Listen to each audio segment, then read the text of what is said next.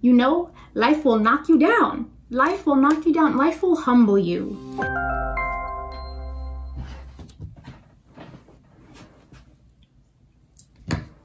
Hello, my name is Maeva Veillard, founder and CEO of Black Women in Higher Ed. I currently work as the lead clinical navigator at a community health center in Boston, specifically in the HIV/STI clinic.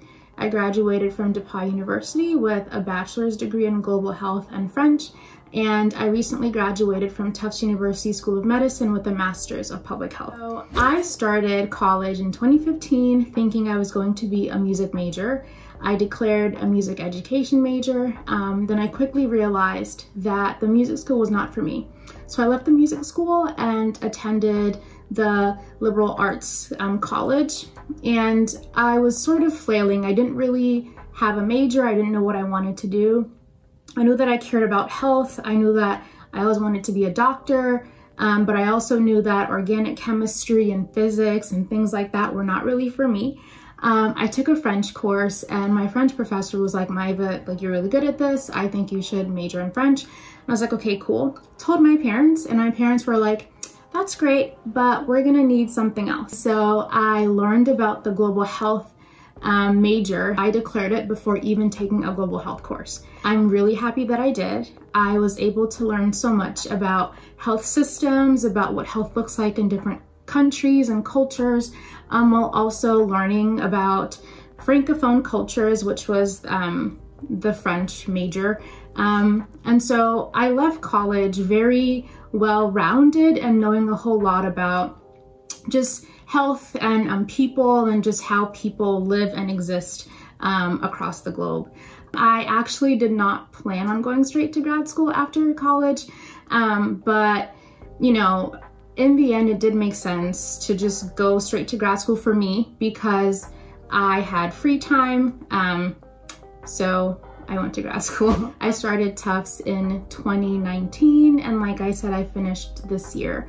I think it's really important to know that life and college and just navigating the professional world, it's not like cut and dry the way that we think it is. You know, I thought that, okay, I had my plan in 2015. This is exactly how it's gonna go. And this is exactly what I'm gonna do for all 4 years of college. College for me was a time of heartbreak, a time of identity crisis, a time of really having to sit with myself and question so many of the things that I believed and question who I thought I was. That sort of led into grad school where I was more focused on a discipline, which happened to be on public health, but I was still in this space of like, everybody seems like they know what they're doing. I don't really know what I'm doing. Am I supposed to know what I'm doing? And I'm here to tell you that a lot of people don't know what they're doing. And some people just are really good at making it look like they know what they're doing, even though they don't. And it's really from a place of not knowing what I was doing that I started Black Women in Higher Ed. Actually, I really want to end with this. I am now at a place where I'm starting to like build my career, even though I don't know what it is. Don't ask me, I really don't know. I'm starting to really place myself where I want to be, I guess, kind of. And one thing I'm learning is that people will try to determine your value. As Black women, we are expected to work so hard but not be celebrated. And I'm learning currently as I am starting to build my career path. I don't know what it is, don't ask me yet, but I'm realizing that people will for themselves determine your worth.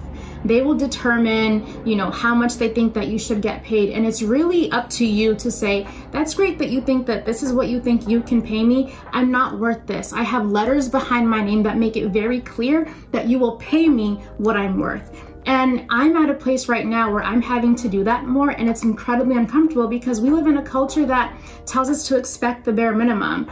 And as a Black woman in a professional space, in an educational space, we do not take the bare minimum, ask for more, make sure they pay you what you're worth because you worked hard. You have letters behind your name that make it very clear that you are qualified to do the work, and they will pay you. People who don't want to pay you will leave, but there will be people who see that your worth is what it is, and they will pay you the rate that you say.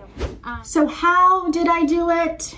You know, I was broken. Like, actually, I was humbled. I was said no a lot. A lot of people said no to me. A lot of people, I don't know, just didn't really like sign off on the vision that I had. And I think that I am a testament of signing off on your own vision. You learn to show up for yourself. So again, how did I do it? I did it by believing in my vision and not expecting everyone to co-sign on it.